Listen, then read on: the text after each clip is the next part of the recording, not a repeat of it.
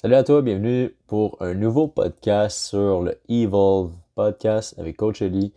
Aujourd'hui, je vais te faire un résumé de mon expérience Vipassana, comment s'est passé ce fameux 10 jours de méditation intensive. Si t'as pas écouté l'épisode, pas le dernier, mais l'avant-dernier, j'expliquais en fait ce que je croyais que j'allais aller chercher avec Vipassana, puis j'ai expliqué un petit peu qu'est-ce qui était de cette expérience-là. Sauf que, je vais utiliser le terme ignorant, j'étais un peu ignorant vis-à-vis de tout ça.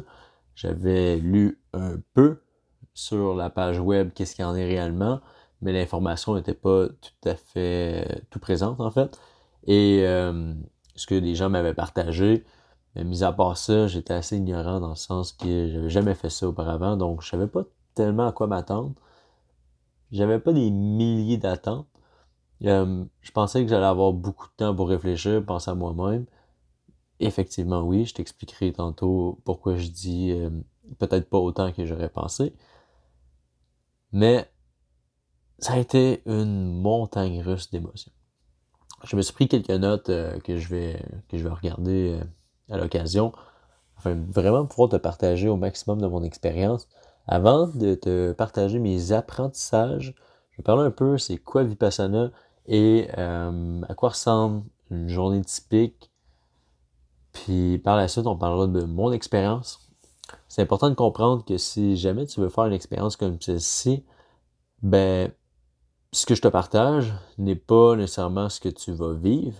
Et, euh, je veux dire, t'es avec toi-même, puis une méditation, ben, t'es avec ta tête. Donc, évidemment, ce que moi j'en ai sorti n'est pas nécessairement ce que toi tu en retirerais. Même chose avec les autres élèves qui étaient là. Puis peu importe où est-ce que tu en es dans ta vie, mais on n'a pas les mêmes expériences passées, on n'a pas le même vécu, ce qui fait en sorte que l'expérience peut être totalement différente. La technique, pour celle-ci, va rester la même d'un individu à l'autre. Sauf que ce que tu vas retirer de cette technique-là, évidemment, c'est personnel. Mais, somme toute, je pense qu'il y a des bons trucs que je vais partager qui, moi, m'ont aidé, puis que j'ai retenu, puis que je vais essayer au maximum de garder dans ma pratique de vie courante. Qui peuvent te servir, évidemment, absolument. Puis peut-être que c'est des choses à laquelle tu t'es déjà penché, excuse-moi, que tu as déjà réfléchi. Et tu vas voir, je suis sûr que ça va faire un maximum de sens. Euh, 10 jours comme ça, c'est, tu sais, 10 jours dans une vie, c'est pas beaucoup, mais 10 jours dans la vie courante, ça peut être beaucoup. Tu sais, des gens qui ont à peine quelques semaines de vacances dans une année, prendre presque 2 semaines de vacances pour aller faire une retraite de méditation en silence. Parfois, c'est pas ce qui semble le plus le fun à première vue. Puis effectivement, parce que je veux dire, tu vas pas là-bas dans un afin d'atterrir dans un confort. C'est pas un hôtel 5 étoiles, tu vas pas là pour te divertir. En fait, tu peux même pas te divertir sous aucune forme. Donc, c'est pas des vacances, c'est une technique de méditation, c'est un cours. C'est un cours qui est quand même intensif, étant donné que c'est 10 jours du début à la fin. Quand tu prends l'engagement d'aller là-bas, ils vont te demander plusieurs fois, puis même de signer des papiers comme quoi tu t'engages à faire le cours sur les 10 jours. Parce que si tu fais pas le cours sur les 10 jours, ben la technique n'aura pas le temps de faire effet, pas nécessairement faire effet, mais tu n'auras pas le temps d'apprendre la technique complètement. Évidemment, ça reste que c'est pas une prison. Si tu veux partir, tu pars, puis c'est tout. Mais si tu veux réellement retirer un maximum de bénéfices de toute cette expérience-là, faut que tu te laisses la chance de rester. On parlera de mon expérience bientôt, mais évidemment, j'ai eu le goût de partir à plusieurs reprises, puis il en parle aussi. Je vais te parler tantôt de à quoi ressemble une journée. Il y a des discours qui sont à notre disposition chaque jour en fin de soirée, afin d'expliquer un petit peu qu'est-ce qu'il en était de la technique. Ceux-ci m'ont aidé à justement peut-être me motiver ou faire en sorte que je reste un jour de plus, un jour de plus, un jour de plus, parce qu'il y a des moments où ben, j'en avais ras-le-bol. J'étais vraiment tanné, for real, de méditer pendant des heures, des heures, des heures. J'étais habitué de bouger, de m'entraîner. Je pouvais plus faire ça. Je m'alimentais pas comme je voulais, comme je m'alimente habituellement. Une panoplie de choses qui peut te donner envie de sacrer ton camp.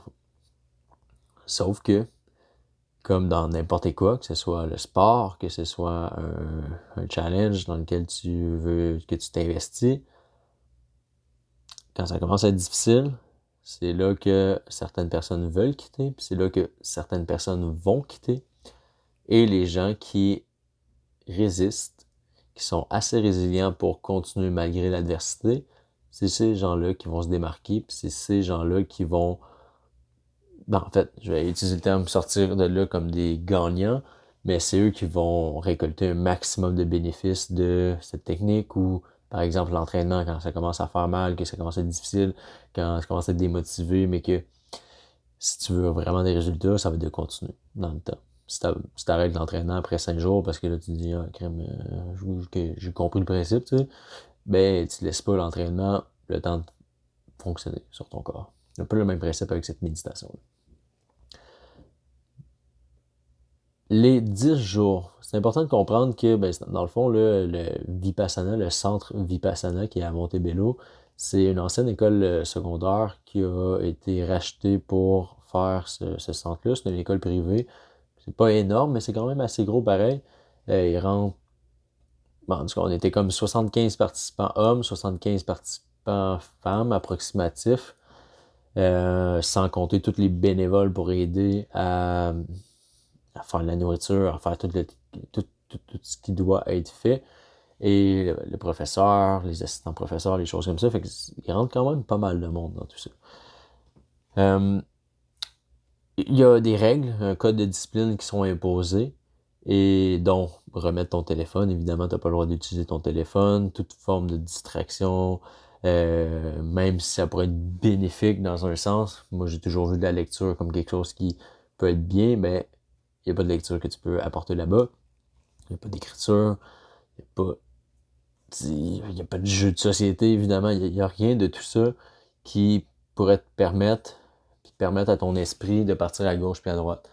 On te met dans un cadre où c'est un peu comme si tu vivais la vie d'un moine ou d'une nonne pendant 10 jours.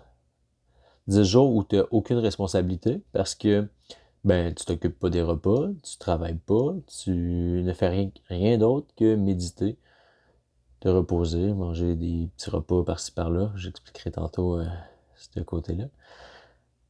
Mais t'as pas de responsabilité. Puis ça te coûte rien du tout rentrer là-bas. Quand je dis ça coûte rien du tout, ben c'est que c'est un organisme à but non lucratif et qui récolte les dons à la fin du cours. Pourquoi à la fin du cours? Ils l'ont expliqué. C'est que, étant donné que t'as pas payé pour être là, quand tu manges, tu t'assois pour manger ou tu te couches le soir, ben t'as pas à chialer que hey, c'est pas confortable ou c'est pas de mon goût ou quoi que ce soit. T'es logé nourri là-bas, là. Ça t'a rien coûté. Fait accepte qu'est-ce qui est. Puis si t'es pas content, ben comme Christon, on peut dire ça, là, mais c'est l'expression que je pourrais te partager. Si t'es pas content, évidemment, ben va ailleurs. T'sais. Fait que t'as aucune responsabilité, tu travailles pas, t'as rien à payer. Fait que tu fais simplement te prêter au jeu pendant 10 jours complètement et écouter, écouter, puis appliquer la technique qu'on t'enseigne. Il y a un code de discipline qui s'appelle, dans le fond, le noble silence, qui est de faire le serment de garder le silence durant les, les 10 jours. En fait, à partir du 9e jour, il y a un moment où on peut recommencer à parler, mais on a pratiquement comme 10 jours complets où on fait le serment d'être en silence et de ne pas communiquer avec les autres participants, les autres élèves. Tu peux poser des questions aux professeurs, aux assistants professeurs s'il y a quelque chose, mais c'est pas pour rire avec eux, c'est pas pour te distraire. C'est si tu as une question d'ordre technique ou une question du style, je raconterai une anecdote plus tard, mais j'ai eu besoin de demander un réveil matin, mais je pouvais leur demander ça. T'sais. Mais mis à part ça, tu communiques pas avec les autres personnes. 75 autres personnes qui sont avec toi, qui font la file pour aller manger à la cafétéria, qui sont environ un pied à côté de toi quand tu médites. Ça fait du monde avec qui t'aimerais potentiellement jaser, mais non, faut que tu t'abstiennes de ça. Puis pourquoi? C'est simplement parce que ça te permet de garder un esprit qui va le plus fort puis concentrer sur toi plutôt que de constamment parler avec les autres ou aussi de comparer la technique avec les autres, ce que tu ressens de la technique, je viendrai par la suite, au niveau de la technique. Mais tout ça, en fait, ça nuisait dans le passé, fait ils ont fait cette loi-là du noble silence. Donc, le fait de se porter au jeu puis de vivre une vie un peu de moine durant 10 jours nous met dans le meilleur environnement pour apprendre cette technique-là, étant donné que tu n'as aucune distraction et aucune responsabilité, que ce soit professionnelle, familiale, comme même personnelle. Je veux dire, tu te laves, tu fais tes affaires, puis tu manges, puis tu médites. C'est tout ce que tu as à faire. Évidemment, pendant 10 jours où t'as pas le droit de parler, où t'as pas le droit de te distraire avec le téléphone, quoi que ce soit, t'as des mantras aussi à respecter comme ne pas voler, ne pas mentir, ne pas avoir d'inconduite sexuelle, des trucs dans ce genre-là, mais c'est assez classique, ça va assez de soi pour ces choses-là. Là, c'est comme ne pas tuer, ne pas voler, qui proviennent de plusieurs religions, bref. Tu t'engages à respecter ça aussi. Et si on vient sur... Bon, je vais faire un tour de la technique. Je vais partager après l'horaire type d'une journée, à quoi ça ressemble. Et on plongera sur mes apprentissages personnels, puis qu'est-ce que j'en ressors de tout ça, puis qu'est-ce que je peux apporter chez moi avec cette technique de méditation. Je te conterai quelques fun facts aussi par la suite, d'événements qui m'ont arrivé, puis de quelques états d'esprit à travers tout ça. La technique, c'est une forme de méditation qui existe depuis au-dessus de 25 siècles. Fait qu'au-dessus de 2500 ans, c'est une technique, si je me rappelle bien, qui provient de l'Inde. Ce sont des techniques ancestrales qui ont été partagées de génération en génération. Il y avait des écoles, il y avait des gens qui enseignaient ça dans le temps. Et c'est quelque chose qui est reconnu mondialement. Je veux dire, des écoles de Vipassana, ils sont tous indépendantes, mais il y en a à travers le monde. Il y en a dans plusieurs pays, il y en a sur chaque continent, si je ne me trompe pas. C'est une technique qui est reconnue. Et juste à Montebello, c'est le seul centre officiel au Québec. Il y a plus de 3300 personnes qui ont participé l'an dernier, la dernière année. Puis ça fait quand même beaucoup de monde. C'est des périodes de 10 jours habituellement, des cohortes de 10 jours, il se passait peut-être 3-4 jours, le temps de faire le ménage, des choses comme ça. Mais ça fait du monde, ça roule. Puis tout ça, je l'ai dit tantôt, c'est un organisme à but non lucratif qui est totalement, en fait, gratuit où ils n'attendent rien en retour. Oui, tu peux donner des dons, il n'y a rien qui t'en oblige réellement. Euh, Évidemment, nourrir 150 bouches, plus les cuisiniers, plus les gens qui travaillent là, je vais utiliser le mot travail, mais à chaque fois je vais dire travail, ces gens-là sont bénévoles, sont pas payés. Il n'y a personne de l'administration ou de personne, on les appelle les servants, les gens qui aident l'administration, faire la cuisine, ramasser, n'importe quoi, ces choses-là, ils sont tous bénévoles. Aucune rémunération est retenue de ça. Puis on parlait aussi, à la fin du cours, dans le fait, comment ça fonctionnait l'administration, puis comment ils arrivent, à rester ouvert. T'sais. Tu nourris 3300 bouches et plus, ça fait des coûts, puis c'est un bâtiment qui est énorme. Ça leur coûte 65 000 par mois d'opération, de bouffe, des choses comme ça, mettons les taxes, le chauffage, toutes ces choses-là. Ça prend de l'argent qui rentre pareil, puis ben, même pas fun fact, mais qu'est-ce qui est vraiment merveilleux, tout ça est repayé par des dons des gens qui participent. C'est quand même insane. C'est quand même vraiment cool. Moi, je trouve ça nice pour vrai, parce que c'est quelque chose qui aide tellement les gens que ils sont prêts à redonner beaucoup en retour. Puis évidemment, c'est pas tout le monde qui a la possibilité de redonner beaucoup. Il y a des gens qui ne sont pas du tout aisés financièrement. Mais t'en as d'autres qui sont un peu plus, voire beaucoup plus, et qui vont redonner. Que ce soit des gens qui font beaucoup de cash, que ce soit des gens qui ont des entreprises, qui font beaucoup d'argent et qui vont redonner, ben c'est très noble. Puis en fait, dans les 10 jours, tu apprends aussi, je te parlais de mes apprentissages, mais que c'est beau faire ben du cash dans ta vie. Il faut toujours que ce soit, ben, selon Vipassana, il faut toujours que ce soit quelque chose qui est noble et qui contribue au bien d'autrui. Évidemment, tu veux subvenir à tes besoins personnels, tu veux subvenir aux besoins de ta famille, des gens à ta charge. Si tu restes un plus surplus d'argent, ben, c'est correct, tu veux t'acheter une nouvelle auto, tu veux t'acheter des nouveaux trucs, sauf qu'à un certain moment donné, il n'y a pas de satisfaction, sauf éphémère, à court terme, de toujours t'acheter des choses de plus gros. Une plus grosse auto, quelque chose de plus puissant, plus grosse maison, des articles plus chers, un vêtement plus pas nécessairement de qualité, mais juste plus cher. Sauf sur le court terme, il n'y a pratiquement aucune de ces choses-là qui va t'apporter un bonheur lointain. Puis là, je te parle de ça, puis je revois les quotes que je vois passer dans mon fil Instagram parfois de comme ouais, mais c'est difficile d'être malheureux sur un sidou, genre des trucs comme ça.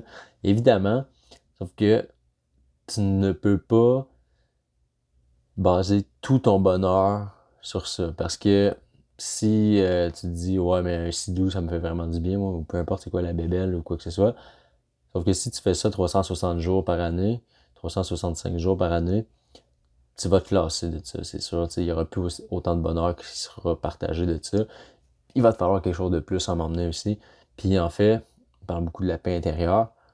Ben, la paix intérieure n'est pas dans plus, plus de biens matériels. Et ni non plus. Puis il y a certains points que j'adore pas à 100%, puis je vais faire parfois certaines parenthèses par rapport à ça, mais ni non plus dans l'excès de performance puis l'atteinte d'objectifs toujours plus grands. Puis je me suis reconnu dans plein de comportements qu'ils ont partagé, puis des fois je trouvais que ça faisait du sens, des fois un peu moins. Puis encore là, c'est parce qu'il faut balancer les choses. Tu sais, ils t'apprennent une technique et il y a une philosophie derrière ça. Tu sais, puis ils partagent que c'est pas une secte, que c'est pas une religion, des choses comme ça. C'est bien, mais ça reste que c'est une idéologie qui est partagée, puis tu y adhères ou tu y adhères pas. Puis si tu adhères à une idéologie, ben c'est une façon de penser, c'est une façon de voir les choses, puis c'est quelque chose qui t'influence. En fait, ce que j'ai vécu dans les 10 derniers jours à Vipassana, ça a une influence sur ma vie immédiate puis ma vie future si j'applique ces concepts-là. Donc, en fait, of course que c'est une façon de voir les choses, puis c'est une idéologie à laquelle, pas à 100%, mais il y a beaucoup de points à laquelle je vais prendre et j'aspire et je trouve que c'est très très noble. Mais ça reste comme une façon de voir la vie puis une façon d'y réagir. Donc, appelle ça comme tu veux, que ce soit une secte, des gourous, des trucs comme ça. Ils ont précisé à maintes reprises que non, c'est pas ça. Mais ça reste, je veux utiliser le mot idéologie, c'est une façon de voir la vie, une façon de penser, puis une façon d'agir. Fait que, bref. Si on revient sur, bon, la technique, je te partage la technique. Je veux juste finir le point sur comment est-ce qu'il arrive à tout ça. Faut que je disais donc, il y a beaucoup de gens qui vont faire des dons, puis c'est comme ça que les bâtiments continuent à rouler puis qui peuvent accueillir des nouvelles personnes. C'est les gens comme moi qui ont fait un don vont aider les prochaines personnes à pouvoir aller dans l'établissement puis être logés, nourris et tout ça selon les dons des anciens étudiants. Fait que c'est vraiment très, très, très, très, très cool, très noble, selon moi. De pouvoir redonner aussi. C'est des gens qui ont moins la chance, mais comme il disait, c'est que des fois, c'est pas nécessairement en argent. Par contre, tu peux aller servir là. Puis, il y a une personne que j'ai rencontrée là-bas il y a un programme qui s'appelle Sit and Surf qui fait en sorte que tu peux aller habiter là et servir durant des périodes quand même vraiment longues. Cette personne-là avait habité là pendant 3 mois. Il y avait quelques sorties possibles, mais comme la majorité du temps, surtout quand il y a une cohorte qui commence, ben, t'es là. Fait que cette personne-là, il servait pendant, exemple, 20 ou 30 jours, puis ensuite, il faisait une retraite pour lui personnel. Ça veut dire, quand tu sers les gens, ben, tu vas servir, par exemple, dans la cuisine ou toutes ces choses-là. Puis, mais il y avait quand même des méditations qui étaient obligatoires pour lui. Et je veux dire, il vit sans son téléphone, il vit sans ses trucs. Puis je sais pas si les servants, durant les moments qu'ils servent, s'ils doivent garder le noble silence, je ne crois pas. Mais quand c'est lui l'élève, oui, absolument. Puis là, je l'ai rencontré, puis il était un élève en ce moment. Ça fait 10 fois qu'il le fait. En 10 ans, le gars a 30 ans. C'est fou pareil. Ben, pour vrai, il y a des gens de toutes les cultures, toutes les couleurs, de toutes les tailles, de comme la diversité des gens que j'ai rencontrés là, c'est incroyable, pareil. Puis avant les dix jours, ben je pouvais même pas jaser avec eux, je pouvais pas connaître leur histoire. Tu peux te faire une idée mentale de comme c'est quoi l'histoire de cette personne-là selon la manière qu'il s'habille, la manière qu'il se promène, c'est quoi sa bouteille d'eau, y a-t-il un shaker ou tu sais, en 10 jours, t'as le temps de faire des scénarios, puis ça, j'y viendrai tantôt. Mais parfois, tu as des jugements qui peuvent être portés gratuitement par rapport à un scénario que tu te fais d'une personne. Puis, ben, je reviendrai tantôt sur ça. Mais à la fin des 10 jours, quand tu peux recommencer à parler, puis que tu vas vers les gens, mais c'est vraiment le fun parce que j'ai connu des gens que j'aurais jamais connus auparavant dans un cadre comme ça. Puis c'est tous des gens qui ont une histoire différente, qui ont un métier différent, qui sont là pour des raisons différentes, mais qui se donnent toute la chance de vivre une expérience comme ça. Puis il y en a pour d'aucuns que c'est la première expérience comme moi, puis pour d'autres que ça fait déjà une, deux, trois, quatre, jusqu'à 10 fois. Le gars que j'ai vu qui en a fait le plus, c'était 10, mais je suis sûr qu'il y en a qui ont fait ça pendant plus de fois encore, tu sais. Donc, c'est fou de voir la diversité des gens, puis au final, on est tous égaux. On arrive là-bas, puis on a tous pas payé. Je veux dire, il n'y a plus de concept de un gars est plus fort ou un gars fait plus d'argent ou un gars il. On est tous égaux. On est tous égaux. Puis quand on mange, mais on mange la même nourriture. Puis après les repas, on doit tous se lever puis aller faire notre vaisselle. Fait que c'est quand même drôle. Euh, Par rapport à l'horaire du temps, ensuite on parlera de la technique. Un horaire du temps qui est assez chargé. À 4 heures le matin, il y a un dong qui est en fond ben, c'est une alarme, mais le dong traditionnel serait un marteau sur une. Je sais pas si ça s'appelle un dong, le vrai chose, là, puis ça fait un bruit qui ressemble à dong. Puis ça résonne. Puis là, ils le font dans les speakers parce que sinon le gars faudrait qu'il se promène pendant 30 minutes avec son truc à sonner partout parce que c'est vraiment un gros établissement. Puis c'est des dortoirs, mais t'as des dortoirs à plusieurs endroits sur le site. Fait que bref, à 4 heures, ça sonne. De 4h30 à 6h30, on a une méditation qui commence. Fait que de 4 à 4h30, ben, tu peux te préparer, tu vas aller prendre ta douche si tu veux, des choses comme ça. Mais là, il n'y a pas de cafétéria. De 4h30 à 6h30, c'est une méditation que tu peux faire dans l'appelle le hall, qui est la salle de méditation. La salle de méditation, ouais. Ou tu peux le faire dans ta chambre aussi. Parenthèse, quand tu le fais dans ta chambre, tu es supposé méditer assis, tu as une chaise ou à la limite sur ton lit. Tu peux te reposer un peu, mais si tu veux faire l'expérience à 100%, ce serait de faire ta méditation assis. Pour être honnête, je peux le dire tout de suite, il y a des moments où j'ai fait des siestes. Surtout dans la période de 4h30 à 6h30, je veux dire, t'es là tellement longtemps, tu vas voir l'heure du temps. J'étais tanné, là. J'étais tanné. Le premier jour, j'ai été dans la salle, j'étais tout cœur. Puis plus les jours avançaient, j'étais comme oh my god, oh my god, oh my god. Ça m'aidait sincèrement de juste faire une sieste parce qu'il y avait tellement d'autres moments de méditation. De 4h30 à 6h30, t'as une méditation. 6h30 à 7h15, on avait un repas, avec le déjeuner. Le déjeuner, assez standard, c'était un petit buffet avec t'as du gruau.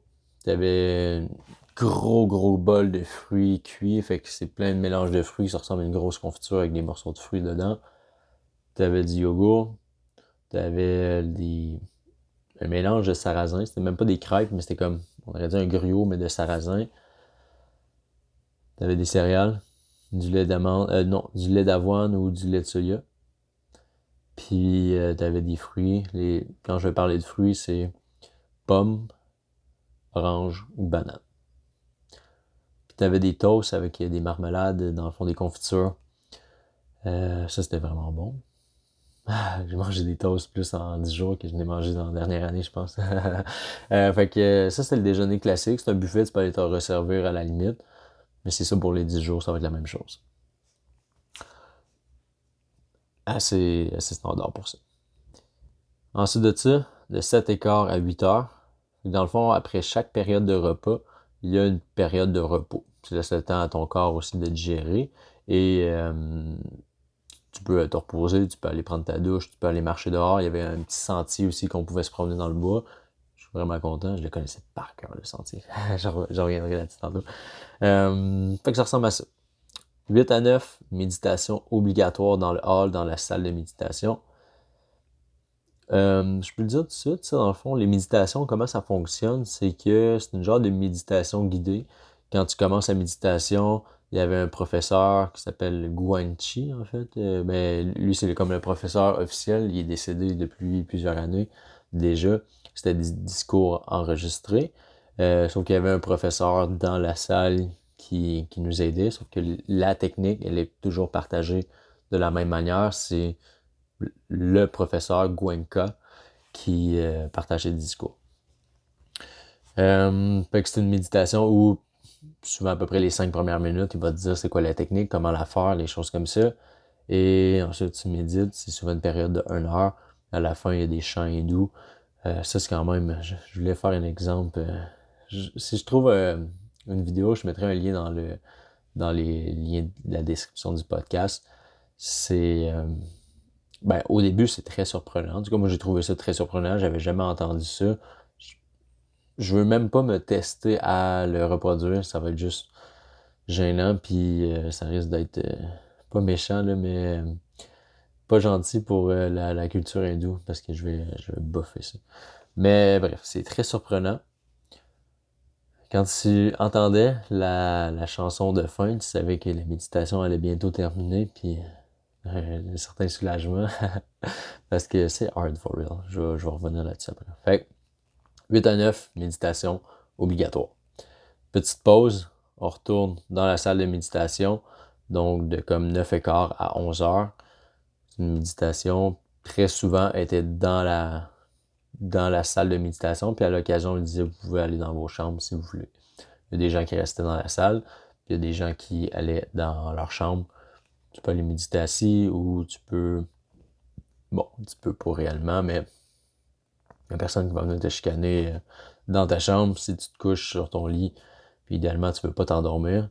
Tu veux méditer.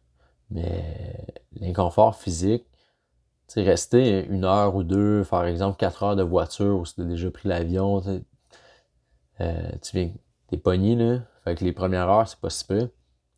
Mais quand tu médites pendant comme 8 heures par jour, assis, ben, tu as des inconforts qui se créent, c'est sûr. Pendant 10 jours, c'est clair, c'est clair, c'est clair. Ça va venir, il y a de la douleur, il y a tout ça dont tu vas faire face.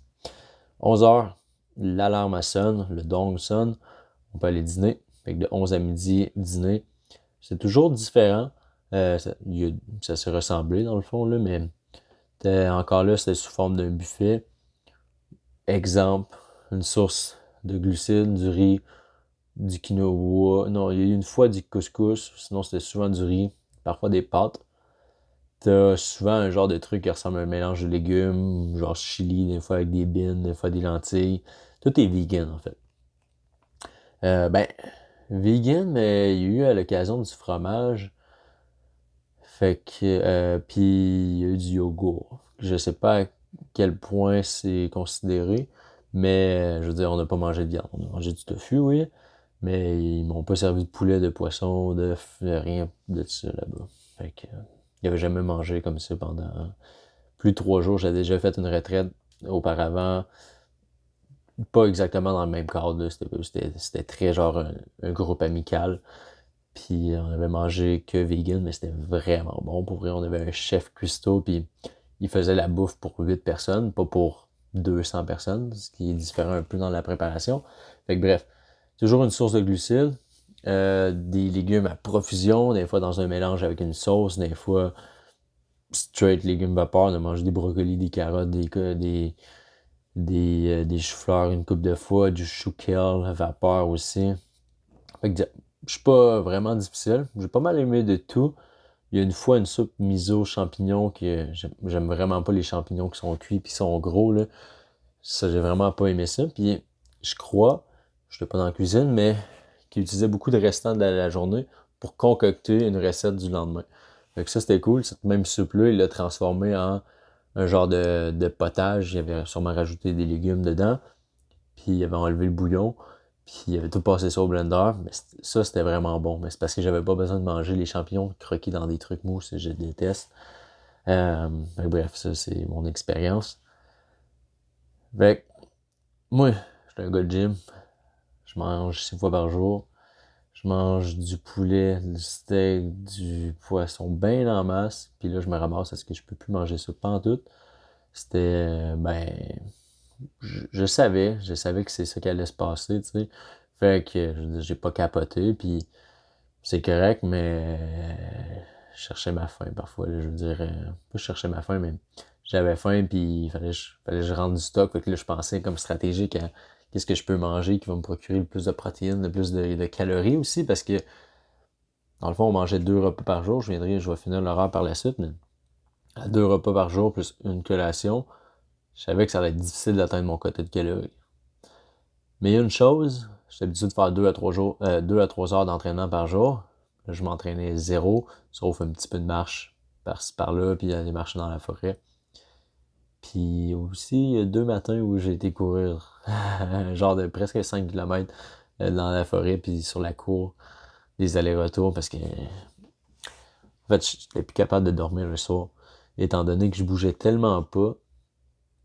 Puis veux pas, quand tu médites, mais t'es dans une... Tu dépenses pas beaucoup d'énergie, là. Au contraire, même quand tu médites, t'es quasiment en train de refaire le plein d'énergie. Fait que... puis en plus, j'avais fait des siestes dans la journée. Je dormais plus le soir, là. J'avais de l'énergie à brûler en masse. Donc de 11 à midi, un buffet. Tu peux te réserver. Dans le premier discours de la journée 1, ils ont expliqué que, bon, ils ont dit, vous avez vu que vous avez juste 2 repas. C'est pas une raison de se resservir 2, 3 puis 4 fois, parce que ça va, en fait, si t'as le ventre qui est juste trop plein, tu vas te sentir lourd, puis ça va être difficile de méditer de façon vraiment optimale. C'est pour ça qu'ils avaient partagé ça, puis je me suis tellement senti vexé quand ils ont dit ça, parce que justement, le jour 1, c'était genre des nouilles avec des petits pois puis des petits légumes coupés. Puis il y avait une genre de truc chili par-dessus. Fait que je m'avais fait une montagne. Puis une deuxième fois, je m'avais servi. Puis en plus, le fameux jour 1, ben, qu'est-ce qui est arrivé? C'est que je me suis recouché le matin lors de la méditation entre 4h30 et 6h30. Je me suis endormi. Quand je me suis réveillé, je t'ai dit que l'heure des repas, c'était de 6h30 à 7h15. Je me suis réveillé à 8h moins quart. C'était durant la période de repos. Là, je capote un peu. Je m'en vais à la cafétéria. La cafétéria est fermée. Je peux plus me servir. Ils ont tout rangé la bouffe. Fait que là, moi, je sais que j'ai 2 repas dans cette journée-là. Puis je viens d'en manquer un. Et là, ça commence vraiment pas bien ma semaine. Et j'ai le ventre qui gargouille. J'ai pas mangé depuis 6 heures hier soir. Il est déjà rendu 8 heures le matin. Puis je sais que je peux juste manger en 11 heures. Et j'ai eu le ventre qui gargouillait en maudit. Mais avec le temps, ton appétit finit quand même par s'adapter. Fait que ça, c'est un des fun facts de la première journée. J'ai écrit à l'administration pour qu'ils viennent me porter un fameux réveil matin pour que j'aille l'heure, parce que j'avais pas l'heure dans ma chambre, puis la seule place où il y avait une horloge, c'était super loin. Il y en a quelques endroits, mais j'avais pas ma montre, j'avais pas de téléphone, évidemment, j'avais rien. Puis tu peux pas demander à ton coloc de chambre, il est rendu quelle heure, t'as pas le droit de parler. Fait que ça, c'est un petit fun fact.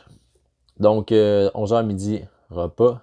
Midi à 1h, période de repos. J'allais marcher à l'extérieur très souvent. En plus, les premiers jours, il a fait vraiment beau, il a fait même fait chaud. Ça, c'était le fun. J'allais dehors marcher dans la petite forêt. 1h à 2h, non. Là, on a midi à 1h repos. Ensuite de ça, de 1 à 2 ou de 1 à 2h30, tu as une méditation qui peut être dans ta chambre ou dans la salle. Puis de 2h30 à 3h30, tu as une méditation qui est obligatoire dans la salle. Puis, après ça, tu as une petite pause. Puis de 3h45 à 5h, tu as une méditation encore qui est soit dans la salle ou dans vos chambres selon ce que le professeur dit. Ça fait quand même, ça veut dire de la méditation de 1h à 5h. 4 heures de méditation l'après-midi. 5 à 5h30, collation, session de thé. Ils servent du thé, donc beaucoup de thé au gingembre. J'imagine qu'il y a des vertus pour ça. Moi, je déteste le gingembre. Ça goûte fort, ça pique le nez. Perso, je déteste. Puis, il y a des fruits. Fait que les fameuses pommes, oranges, tomates. Tomates, pourquoi j'ai dit tomate? Ça reste que c'est un fruit pareil, là, mais banane. Fait que pommes, oranges, banane. Ça, c'est mon souper. Ça a été mon souper pour 10 jours. Je me prenais 2, 3 bananes, un orange, une pomme. Puis c'était mon repas.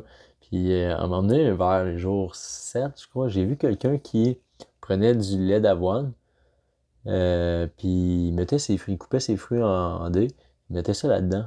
Puis j'ai dit, crème, c'est vraiment une bonne idée. En plus, dans une tasse de lait d'avoine, il y a 20 grammes de carbs. Je me suis dit, je vais aller me chercher des calories en faisant ça. Fait que les 3 derniers jours, j'ai mangé des soupes aux bananes. Fait que je coupais mes bananes en petits cubes. Je mettais ça dans le lait d'amande. Puis je mettais de la cassonade par-dessus ça. Puis je mangeais ça. Fait que bref, j'ai essayé bien plein d'affaires pour me rajouter des calories. Je me prenais un thé. Il y avait des thés verts, des thés camomille, des thés noirs aussi. Il y avait une couple de sortes de thé. Bref, je mettais du miel là-dedans. Je me disais, crème, c'est à peu près la seule chose que je peux faire.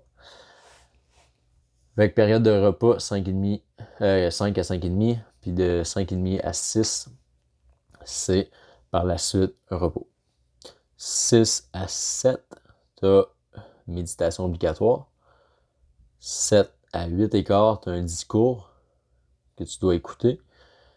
Puis de 8h15 à 9, tu as une méditation obligatoire dans la salle encore. Fait que si on regarde ça, mettons 3 heures le soir, on va rentrer le discours là-dedans, de 6 à 9. On a dit 4 heures en après-midi. Puis le matin, techniquement, on a 2 heures de 4h30 à 6h30. Puis là, on a 4 plus 3, 7, 9. Plus de 8 à 11. Fait que plus un 3. 12 heures.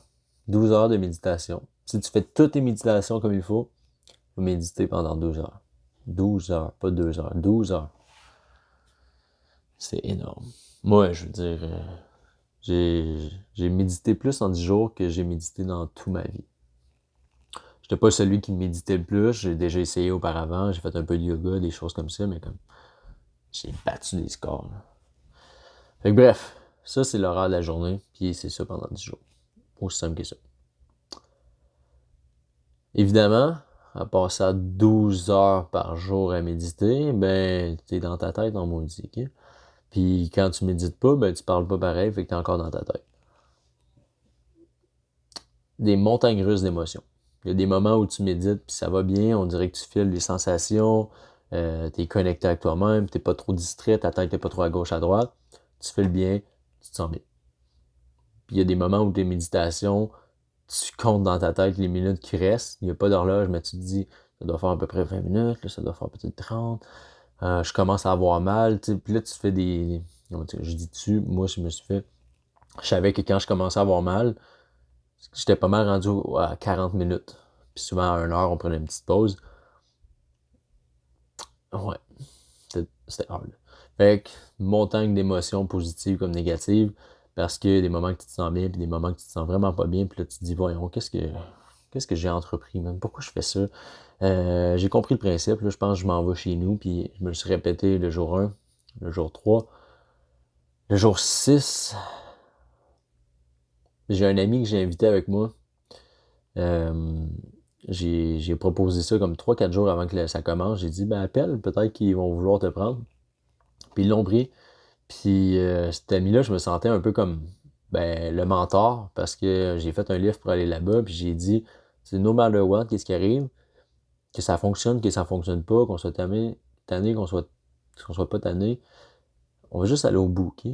Pense juste à finir tes 10 jours, puis on en reparlera par la suite. Quand j'ai pensé à vouloir abandonner, je m'en allais pour le voir, je marchais derrière lui, puis je Je voyais aussi dans sa face que, il serait parti, je pense. Là, j'ai dit, dans ma tête, je pensais lui dire, hey, si tu veux partir big, c'est correct, là, on va prendre nos affaires puis on va crisser notre camp d'ici, là. Je veux dire, oublie ça, man, faire ça encore pendant 9 jours. Le premier jour, j'ai pensé ça. Puis je me suis dit, ah non, je peux pas faire ça. Je peux pas lui faire ça. T'sais. Je l'ai emmené ici pour qu'il aille jusqu'au bout. Je me sentais comme le coach avec son élève. Puis là, le coach qui dit, hey, aujourd'hui c'est correct si on skip le gym parce que moi je me sens pas bien, genre. Non, non, je peux pas emmener cette excuse-là sur la table. Fait que bon, je vais travailler ma résilience puis je vais le faire. Jour 3, je vois il avait vraiment pas l'air à filer bien, là. Il était toujours mais il était proche de la porte de sortie. Il était premier sorti, genre, puis quand il disait, vous pouvez aller vous reposer, il partait pas à la course, mais je savais, là, ça se sent, je le connais depuis que j'ai comme 3 4 ans. Même sans se regarder, on a échangé comme 2 regards en 10 jours, on s'est pas parlé du tout, mais je sentais l'énergie qui sortait de lui, là. Je sentais la colère qui... Psh! Ouais. Mais encore là, je me suis dit, je peux pas y faire ça. Je peux pas y faire ça. Puis là, t'es rendu au jour 5, t'es rendu au jour 6. Dis, crime, j'ai quand même fait la moitié. Si j'abandonne là, c'est un peu con. Je vais refaire. Puis le jour 7, jour 8, sincèrement, de ma part, j'ai commencé à décrocher un peu. Dans le sens que c'était très difficile de me concentrer pour faire les méditations. Il y a quelques méditations qui ont bien été, mais d'autres que c'était juste vraiment difficile de me concentrer. Je commençais à être tanné, je commençais à sentir la douleur dans le dos, dans le bas du dos, dans mon cou aussi. Je cherchais mes postures. Tu sais, t'es assis sur un coussin, puis tu peux prendre d'autres petits coussins pour te faire une montagne de petits coussins, mais t'es assis en bonhomme indien sur des petits coussins pendant plusieurs heures par jour. C'est pas super le fun. Bref.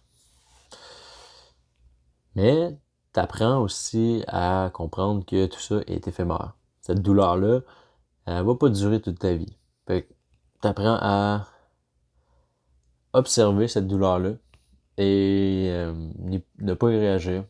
Parce qu'à partir du jour 3 ou 5, il y a comme une règle supplémentaire qui s'est mise. Puis 3 fois par jour, dans l'heure de méditation qui était obligatoire, maintenant, tu n'avais plus le droit de bouger les jambes, tu n'avais plus le droit de bouger les mains, puis tu n'avais pas le droit d'ouvrir les yeux durant ta méditation. J'ai pas réussi à respecter ça à chaque fois, puis il disait c'est normal, mais essaye de faire mieux. Puis une couple de fois, j'ai réussi. Puis c'est quand même c'est exigeant parce que tu sais que t'as mal, mais là tu te dis faut juste je continue à observer ça. Puis tu veux observer ça sans créer de frustration parce que le but de la technique de Vipassana, c'est d'être capable d'observer tes sentiments puis d'observer un peu les émotions qui naviguent dans ton esprit puis d'être très neutre vis-à-vis de ça. Eux, ils utilisent le mot équanime. Donc, d'être capable de simplement observer ce qui se passe sans pour autant y réagir, sans pour autant, quand ça se passe bien, réagir avec, exemple, d'être heureux, puis quand ça se passe mal, de réagir avec de la frustration, de l'aversion, des choses comme ça. Fait que c'est d'apprendre à être neutre dans tout ça, puis de simplement voir les choses passer. Je vois que le temps file pareil, mais bon, ça continue d'enregistrer. Je vais faire ça en one take, sauf que l'épisode va être long. Puis à la limite, si jamais t'es préoccupé, tu me mettras sur pause, puis tu viendras écouter une autre fois. Parce que là, je t'ai partagé pas mal tout ce qui était de comment ça fonctionne, l'horaire du temps. Je vais te partager la technique maintenant, puis ensuite je rentre dans mes apprentissages. Les 3 premiers jours, la technique est basée sur, en fait, simplement la respiration à partir du nez. Fait, inspirer, expirer, puis de façon naturelle, de comment ton corps respire. Fait, est-ce qu'il respire lent? Ben, respire lent. Est-ce qu'il inspire fort? Ben, vas-y plus fort. Fais juste l'observer, puis fais pas focus à comme, OK, faut que j'inspire en 3 secondes, faut que je retienne mon souffle, faut que j'expire.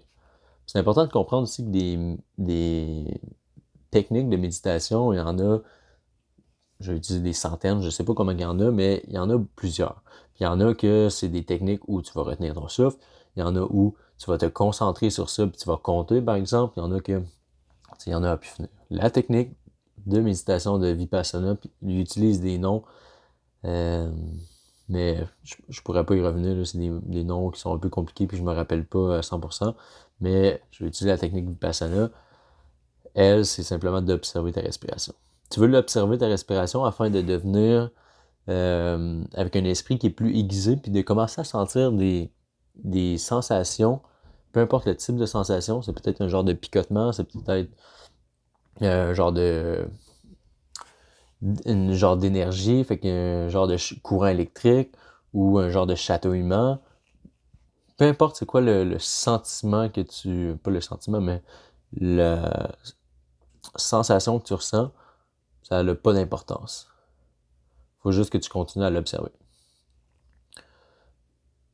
En 3 jours, tu fais que ça. Donc, tu aiguises ton esprit.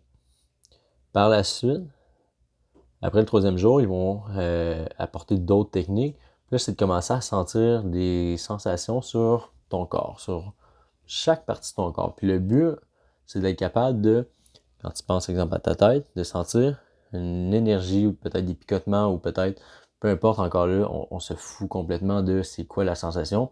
Juste sentir quelque chose, un flot d'énergie, quelque chose de genre. Plus tu aiguises ton esprit à sentir ces choses-là, puis simplement les observer, cette technique-là va te permettre de, par la suite, ouais, c'est difficile à dire, ça va te permettre de simplement observer ces choses-là et de devenir éventuellement plus tolérant, plus patient, plus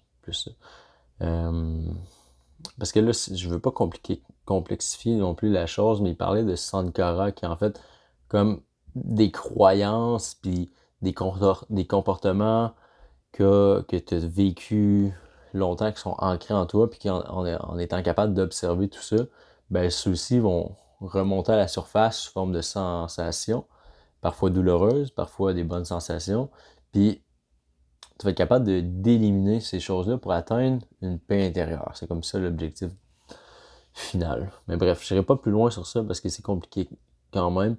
Il faut que tu vives le cours pour le comprendre. Je vais te partager, moi, ce que ça m'a apporté vis-à-vis faire cette technique-là. Puis c'est pas de sentir les sensations qui m'ont amené ça, mais c'est le tout de vivre la technique, d'être dans ma tête pendant 10 jours et d'écouter les discours qui, moi, personnellement, m'ont vraiment aidé à comprendre pourquoi je faisais ça. Pourquoi est-ce que je méditais pendant 12 heures par jour. Puis, pourquoi est-ce qu'on m'enseignait la technique de cette manière-là. Parce que t'enseignes la technique, si c'est juste de la technique, ça fait pas vraiment de sens. Je veux dire, tu vois pas à quoi ça t'aide de juste inspirer, expirer, inspirer, expirer, inspirer, expirer pendant 12 heures, pendant 3 jours. Puis après ça, de juste sentir des petits picotements partout. De l'extrémité de tes orteils à l'extrémité de tes doigts, en passant par ta tête, tes oreilles, tout le kit. Partout. Si on t'explique juste ça, tu vas te dire, Chris, c'est quoi le rapport, genre? Ok, bref. Désolé mon langage, là, mais c'est pour, pour être capable de tout dire ça. Fait que la technique, c'est ça. La technique, c'est vraiment mieux si tu vas la vivre parce que, encore là, puis ça, ils l'ont mentionné souvent, si tu ne pratiques pas de la bonne manière, tu ne pourras pas retirer les bénéfices comme la technique devrait t'apporter les bénéfices. Beaucoup de choses que j'ai retenues de ça, beaucoup de choses qui m'ont aidé. Évidemment, on va commencer avec la tolérance et la patience parce que au bout de quelques jours, ben, quand tu parles pas, tous tes autres sens vont s'aiguiser. Puis surtout, en tout cas pour moi, ça a été surtout ce qui était Louis à entendre. J'avais des gens, on était 75 gars dans une salle qui était pas très grosse, genre une salle de classe. Et ben, t'es assis quand même assez proche. Puis t'as des gens qui ont peut-être la grippe, qui toussent. T'as des gens qui sapent, qui font des déglutitions, toutes le sorte de bruit qu'il peut avoir. Puis quand il n'y a rien d'autre que t'entends, c'est ça que t'entends. En tout cas, pour moi, c'est ça que j'entendais. Puis ça pouvait me créer, surtout genre à partir du jour 5, une colère intérieure de comme My God, man, ça ferme-tu? Puis en fin de compte, ce que tu te rends compte, c'est que cette colère-là que je créais, le seul qui en payait le prix, c'est moi-même. Puis quand tu crées une émotion comme ça qui est négative en dedans de toi, parce qu'il y a quelque chose qui te gosse, parce qu'il y a quelqu'un qui te coupe dans la rue, parce que peu importe le genre de situation, ben la personne qui va en payer le prix, c'est toi. Puis il y a des gens, quand ils deviennent en colère, ils vont être en colère pendant pas juste 5 minutes. Là. Il y en a que ça va être pendant des heures, puis il y en a que ça va gâcher leur journée complète. Puis il y en a que même ils vont repenser à ça, puis ça va gâcher leur semaine, puis à l'extrême, il y a des gens qui vont vivre des situations qui sont déplaisantes, effectivement, puis qui vont ruminer ça pendant des mois puis des années, puis comme gâcher leur vie. D'être plus patient. Patient vis-à-vis des gens, tolérant vis-à-vis des gens, parce qu'en fin de compte, peut-être que cette personne-là qui déglutine constamment a un problème de bouche puis de salive, puis pour lui, de ne pas parler puis de ne pas produire de salive, ça faisait qu'il était super sec puis il avait pas le choix de faire ça. J'en ai aucune idée. J'en ai aucune idée. Faut être tolérant aux gens parce que, puis tolérant à notre entourage, parce que quand t'es pas tolérant, ben, tu crées des frustrations, tu crées de l'aversion, tu peux te faire des scénarios de tous les sortes dans ta tête, puis encore là, surtout quand c'est simplement mental, puis que c'est pas des choses qui sont physiques ou verbalisées, ben c'est toi qui en payes le prix. Je viens de te parler de l'aspect mental, verbal, physique. Fait que mettons, mental, c'est quand tu penses à quelque chose. Verbal, c'est quand tu vas dire quelque chose. Physique, c'est quand ben, ça va être exemple de toucher, de frapper, de peu importe. Puis là, je mets ça dans un contexte négatif. Tu fais un préjugé, fait que c'est mental, c'est juste toi qui le sais, qui est négatif. Tu fais une parole, des paroles qui sont blessantes, c'est verbal. Tu fais un acte physique qui est pas gentil, exemple frapper. Dans le premier cas, quand c'est mental, c'est un jugement, ben la personne ne le sait pas. L'autre personne, elle sait pas, ça lui fait pas de mal. Verbal, tu vas lui dire, effectivement, des mots peuvent faire mal. Physique, ben c'est physique, tu le frappes, il va le sentir, ça va lui faire mal, évidemment.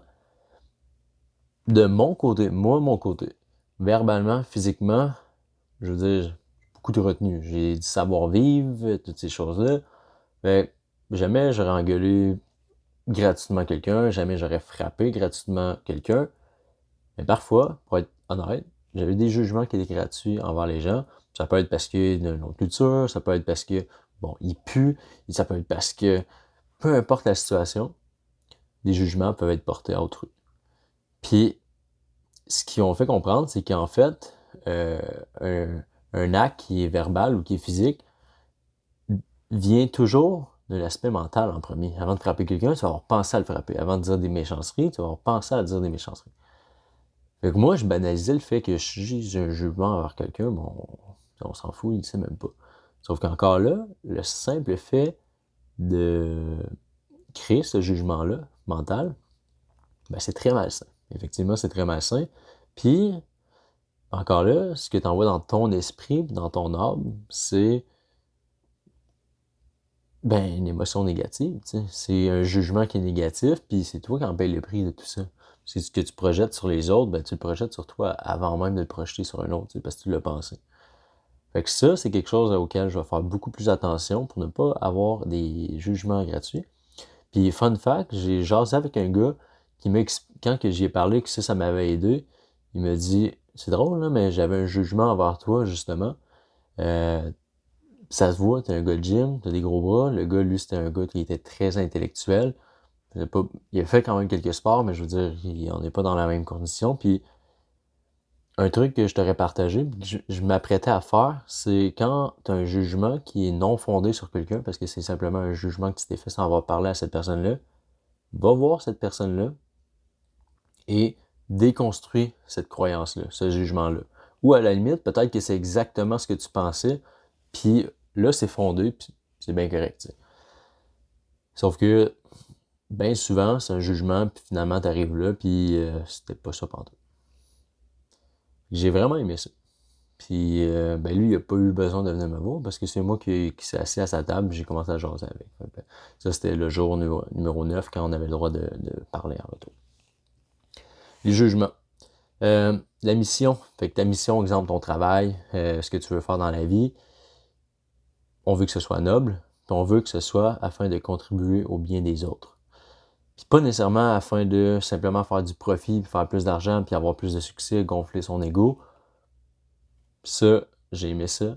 Puis ça m'a aussi confirmé que ce que je fais avec Optimize Body, le fait d'aider plus de gens à se transformer physiquement puis mentalement, à acquérir des meilleures habitudes de vie, à travailler le développement personnel, la discipline, la résilience, de partager ça, de partager les expériences que j'ai faites, ben, je suis convaincu que ça aide à contribuer au bien d'autrui. Fait que ça, c'est vraiment quelque chose que j'ai trouvé le fun. On parlait beaucoup des désirs et des aversions. Donc, les désirs, exemple, désirer quelque chose. L'aversion, on pourrait dire le mot aussi de colère. Dans un côté, quand tu as des désirs, ben, tu as des attentes envers quelque chose. Et ça peut emmener beaucoup de souffrance. Parce que si tu as un désir qui n'est pas comblé, ben, tu vas souffrir de ce désir-là. Dans un autre côté, ben, tout ce qui est les frustrations, ben, ça va être un point négatif. Fait que, plus par rapport au désir, c'est de faire attention à ne pas avoir des attentes quand tu fais un acte ou quand tu as des désirs. Bon, ça, on pourrait l'aborder tout de suite, mais le fait d'avoir des désirs, je crois que c'est naturel.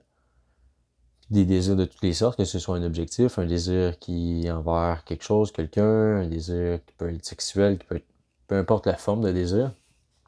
Mais effectivement, ceci peut emmener souffrance, mais c'est aussi la même forme de désir, qui est exemple un désir de performance, qui, moi, fait en sorte que je me pousse autant dans mes sports. Fait que je pense que ça peut être simple, mais c'est beaucoup dans l'intention.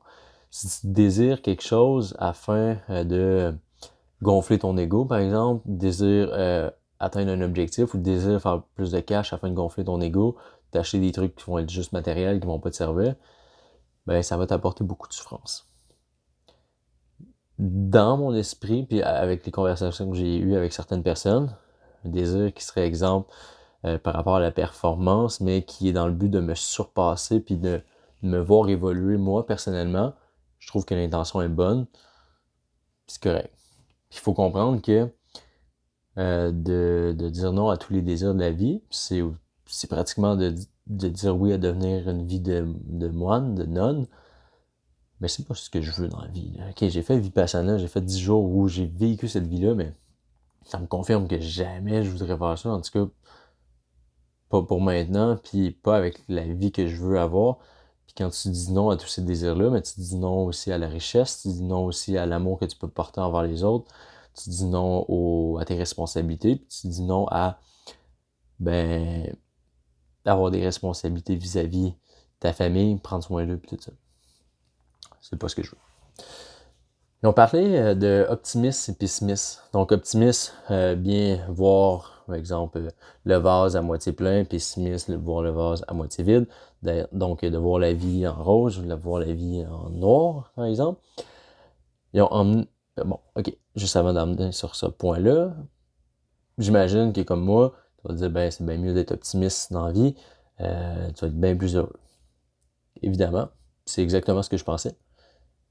C'est encore ce que je pense, sauf qu'un petit point, une virgule là-dessus, il faut quand même rester réaliste. C'est bien beau de voir toujours le positif, d'être optimiste, mais il faut comprendre que la situation étant la situation, il faut être réaliste. Un exemple que j'ai aimé donner, c'est on fait un flat en auto. Je suis bien optimiste, je dis bah mais c'est pas grave, il me reste encore 3 pneus qui sont en parfait état. Ouais, c'est beau, je suis optimiste, sauf que la réalité, c'est que je peux quand même pas avancer avec mon char. C'est un exemple parmi tant d'autres. T'sais. Donc, de comprendre que la vie est dans la vie, ben il faut être réaliste à tout ça. Tantôt, je t'ai parlé du mot équanime, donc d'être capable d'observer ce qui se passe dans la vie sans nécessairement toujours réagir. On a tendance à, il se passe quelque chose, tu réagis tout de suite. Vouloir toujours réagir tout de suite à tout ce qui arrive. Quand ça va pas bien, on va vouloir réagir d'une manière. Quand ça va bien, on va vouloir réagir d'une manière. Se divertir, toutes ces choses-là. Juste faire attention. Être capable d'observer davantage ça. L'attachement. L'attachement qu'on peut avoir envers les autres, envers des biens matériels, peu importe le type d'attachement, il faut comprendre que plus tu es attaché à quelque chose, quand tu vas devoir t'en détacher, tu vas souffrir encore plus. Pour un bien matériel, je pense que c'est assez simple de voir. mais parfois c'est un bien, exemple, un souvenir qui t'a été donné, puis je sais pas par quel malheur tu te le fais voler ou celui-ci il se brise, il se casse ou quoi que ce soit. Ben, plus tu es attaché à cette chose-là, ou à cette personne-là, plus la souffrance va être grande. La souffrance fait partie de la vie, mais on veut essayer de souffrir le moins possible. Moi, ça m'a emmené la question à comme, ouais, mais l'attachement qu'on a envers les autres, envers, par exemple, notre famille, envers notre chum, notre blonde, je veux dire, si t'es pas attaché, comment tu fais pour aimer cette personne-là? Puis il a simplement tweak un peu ma phrase, puis il a emmené que, ben en fait, le vrai amour, c'est d'aimer sans rien attendre en retour. Pas être attaché à cette personne-là. Tu peux tenir à elle, tu veux du bien, sauf que t'es pas attaché nécessairement à elle. Puis la vie étant la vie, ces gens-là qu'on côtoie vont disparaître ou nous, on va disparaître un jour. En fait, on est avec une certitude, c'est qu'on va tous mourir un jour. On naît et on meurt. La vie étant la vie, c'est la loi de la nature. Puis si tu es capable de te détacher des choses plus rapidement, ben tu vas souffrir moins longtemps. Puis je dis pas que, je donnais un scénario, j'en parlais avec mon frère. Exemple, notre mère, notre père décède. Évidemment qu'on va pleurer, on va pleurer cette chose-là, puis que ça va faire la peine. Mais est-ce que tu vas laisser ça t'affecter durant une journée, une semaine, un mois, un an? T'as peut-être des gens alentour de toi qui ont perdu des êtres chers. C'est peut-être même toi. Combien de temps t'as laissé cette chose-là t'affecter? Je dis pas que une fois que t'as fait une coupure, ça t'affectera plus jamais. Je pense que on est humain, puis on peut vivre des émotions, puis c'est aussi ce qui fait la beauté de la vie. Sauf que plus vite tu vas être capable de te détacher, plus vite tu vas être capable de passer quand même à une autre chose, puis de retrouver une paix intérieure, puis un bonheur qui va être plus grand. Tout changera. Fait que peu importe ce qui se passe, si en ce moment ça va vraiment bien dans ta vie, ben je suis plate, je suis désolé de gâcher ton fun, mais il va arriver un moment où ça va aller vraiment mal dans ta vie. Puis si ça va pas bien dans ta vie présentement, ben dis-toi que tout changera, puis ça va aller bien à un moment donné. Fait que, peu importe ce qui se passe, ça va changer. Tout change, les saisons changent, le cycle de la vie change, il y a des catastrophes naturelles qui arrivent constamment, tout change, tout, c'est la loi de la nature, encore une fois. Ils ont parlé beaucoup des vies antérieures puis des vies futures. Ça vient aussi, dans le fond, de la religion bouddhiste. Donc, c'est très, très fort là-dessus. Je m'avais jamais attardé à penser à ça puis voir est-ce que c'est vrai, est-ce que c'est pas vrai. Mais avec ces 10 jours-là, puis les discours qu'ils ont parlé, j'aime y croire. T'sais, ils ont parlé beaucoup de comme le karma, puis le fait de faire des bons actes sans rien attendre en retour, encore une fois. Puis le fait que si tu vis une belle vie, ben ton âme va partir puis va revivre dans une autre vie où tu risques de te sentir mieux. Puis au contraire, si tu fais des choses qui sont malsaines, des choses comme ça, ben tu risques d'en payer le prix. Puis comme on s'en fout de croire nécessairement à la réincarnation ou pas, là, mais j'aime le concept, puis ça fait en sorte que je vais me pousser davantage à comme faire les bonnes choses près de moi. L'intention avec laquelle tu fais les choses, on revient un peu au point de tantôt, ta mission. Si tu fais les choses dans le but d'aider, ou tu fais les choses dans le but d'être égoïste ou de faire du mal, l'intention, c'est quelque chose qui est important. L'ego, la compétition, c'est rarement quelque chose qui est super bon. Tu peux gonfler ton ego sur le moment, mais au final, tu finis par en payer le prix plus tard, que ce soit de toujours être plus riche, toujours être plus big dans le gym, toujours être plus performant. À un certain point, il y aura plus tant de différence par rapport à ça, puis tu vas créer du mal à toi, au final. En gros, c'est d'apprendre à être bien avec soi-même. J'ai parlé de paix intérieure. C'est ça. C'est ce que j'ai retenu, moi. C'est ce que ça m'a aidé, moi. C'est ce que j'en ressors, puis c'est ce que je vais essayer de mettre en application dans ma vie. Dans les prochaines semaines, dans les prochains mois, mais dans les prochaines années aussi. Puis peut-être que je vais refaire une expérience comme celle-ci. Pas tout de suite, ça c'est sûr. Mais je me laisse la chance d'en refaire une éventuellement dans ma vie. Évidemment aussi, comme j'ai dit, j'aspire pas du tout à une vie de moine.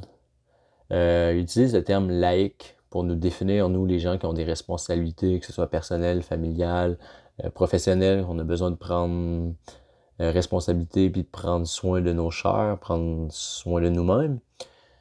Ben, c'est très difficile d'appliquer chacun de ces concepts-là, de se détacher de tout, de se détacher de tous les désirs, parce que la réalité,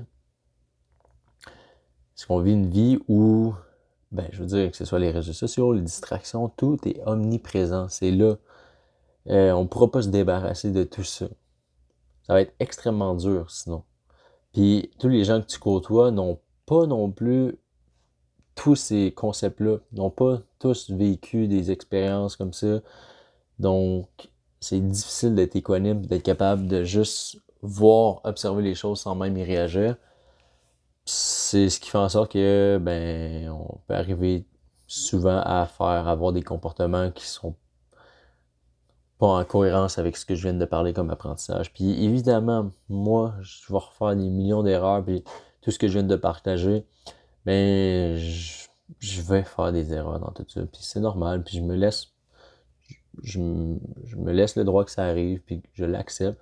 Je vais simplement essayer que plus souvent qu'avant, je fasse les bonnes choses, les bonnes décisions, les bons actes, les bonnes paroles, dans une bonne intention. C'est tout.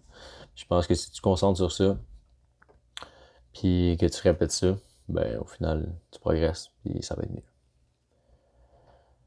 Euh, je pense que tout le monde pourrait bénéficier d'un cours comme ça. Peu importe c'est quoi ta situation, peu importe c'est quoi ton métier, peu importe où dans le monde.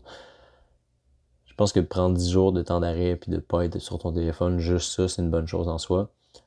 Si tu peux combiner ça avec une expérience comme celle-ci, puis d'être avec des gens qui ont aussi un désir, bon, oui, on avait un désir de comme d'atteindre une certaine paix intérieure, puis de se détacher de pas les responsabilités de la vie courante, là, c'est pas du tout ce que je recherchais, mais d'être capable de faire un temps d'arrêt puis de se pencher sur nous. Je pense que c'est ça. Ça nous amène à être plus résilients parce qu'on fait face à des difficultés, de la douleur, du temps, tu sais. On est dans une ère où il est hyper facile de distraire. Comme, je sais pas s'il y en a parmi vous qui vont s'avoir rendu jusqu'ici. Ça fait 1h08 déjà presque que le podcast roule en ce moment. Si tu as été capable de justement ne pas être distrait puis d'écouter ça jusqu'ici, ben, je t'en remercie. Puis j'aimerais ça que tu m'envoies un message sur Instagram, sur Facebook, sur mon numéro de téléphone. Peu importe, écris-moi. Dis-moi qu'est-ce que tu as retiré de ça. Ou fais juste me dire, hey, je me suis rendu, moi. Puis pour vrai, ça me ferait plaisir parce que j'ai dit souvent, le podcast, c'est un journal intime pour moi. Qu'il y ait des gens qui l'écoutent, qu'il y ait personne qui l'écoute, sincèrement, ça me fait vraiment pas grand-chose. Je regarde pas combien il y a de gens qui l'écoutent. Si tu l'écoutes, je t'en remercie quand même. Puis ton écoute, puis ton partage peut vraiment contribuer à le faire grandir parce que je crois sincèrement qu'il y a de la bonne information dans tout ça. Mais je sais que des fois c'est long, des fois c'est profond, des fois c'est aussi personnel beaucoup à ma vie, à moi, puis mes concepts. Fait que peut-être que c'est pas des trucs que tu peux appliquer concrètement dans ta vie, mais je crois que si tu prends ces choses-là, si tu prends mes apprentissages, puis que tu le vois comme si on aurait une discussion ensemble, moi pis toi, ben je pense qu'au final, tu peux retirer des choses, puis tu peux sûrement relate avec certaines parties de ta vie, certains événements, puis te dire, hmm, ça fait du sens. Parce que je me suis rendu compte que dans la vie, ce que j'aime, c'est d'avoir des discussions qui sont constructives avec des gens, puis pas nécessairement d'être dans un crowd, puis avoir de l'attention. C'est pas d'avoir de l'attention qui me plaît. Sur les réseaux, tu sais, on dirait que j'ai de l'attention parce que j'ai des abonnés, des choses comme ça. Mais en fin de compte, quand je rencontre quelqu'un, c'est d'échanger avec elle, puis d'apprendre à la connaître, puis comme, qu'est-ce que je peux apprendre de toi, mais c'est pas nécessairement que je veux prendre quelque chose de toi, mais je veux qu'on s'apporte quelque chose mutuellement, puis que moi, je puisse apprendre de ton histoire.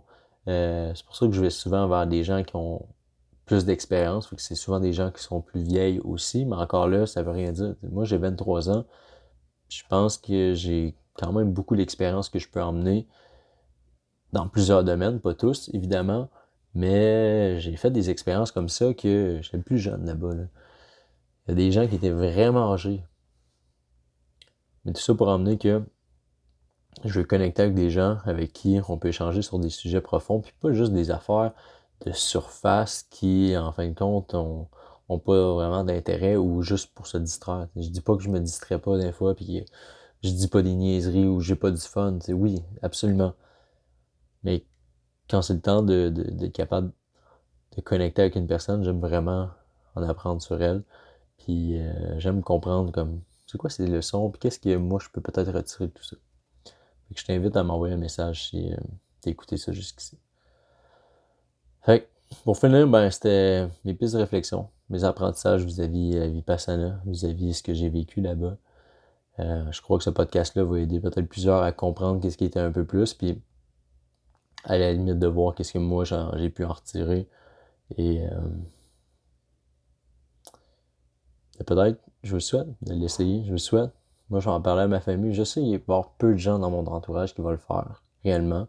Parce que déjà, il faut que tu te donnes la chance de prendre un 10 jours off. Faut que tu te donnes la chance d'aller là-bas. Puis il faut que ensuite tu t'accordes le fait que peu importe ce que tu vas vivre, la difficulté que tu vas vivre, tu vas aller jusqu'au bout de ça. Ça prend énormément de courage. Ça prend énormément de résilience rendu là-bas. C'est le genre de truc très peu commun. Je veux dire, dans la vie courante que les gens vont faire. Puis encore plus chez les hommes. La liste d'attente pour les femmes est de comme 6 mois. Puis pour les hommes, mon ami a pu rentrer comme ça 2 jours avant la date d'entrée. Les hommes, on est porté à être beaucoup dans la performance, dans l'ego, dans la comparaison pour s'élever. Puis pour beaucoup d'hommes, c'est... Je vais même utiliser le mot de genre tapette, c'est féminin ou c'est n'importe quoi. De vraiment prendre un temps d'arrêt, puis de réfléchir, puis de méditer ou de visualiser ou de visualiser peut-être un petit peu moins, mais surtout méditer, de parler de ses émotions, de parler ouvertement, sans avoir à parler de char, ou parler juste de gym, ou parler de femmes, ou parler de toutes ces choses-là. Pour les hommes, il y a beaucoup de difficultés vis-à-vis ça. Je généralise, je veux dire, on était 75 hommes, puis tous ces hommes-là avaient pas mal la même ouverture face à ça. T'sais. Puis c'est quelque chose que tu décides d'aller, donc évidemment, tu vas être plus porté à le faire. Mais, mettons, dans la généralité, puis les hommes qui sont ici, ben, peut-être moins d'entre vous, parce que si tu as pris le temps d'écouter ce podcast-là jusqu'ici, c'est sûr qu'il y a une ouverture. Sinon, tu serais juste parti, tu n'aurais pas écouté ça. Tu n'aurais pas trouvé de valeur là-dedans. Mais je suis sûr que tu comprends quand je te parle de ça. Il y a peu d'hommes qui se disent je t'aime, genre. Il y a peu d'hommes qui vont se faire un câlin, ils vont se faire une bonne poignée de main, puis une tape dans le dos, puis...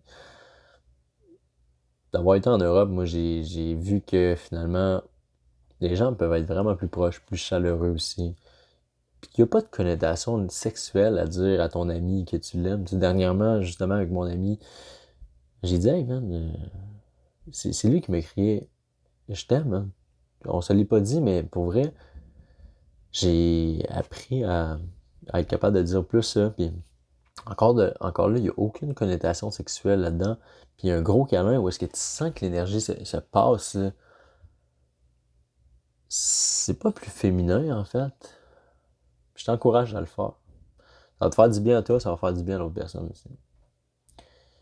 Dernier fun fact que je te partage, parce que ça a rapport avec cette histoire-là, j'ai trouvé ça vraiment cool tu sais, quand exemple, la journée finissait le jour 1, sorti, c'était la nouvelle lune, le ciel était noir, noir, noir, puis en Montebello, t'es en forêt, en fait.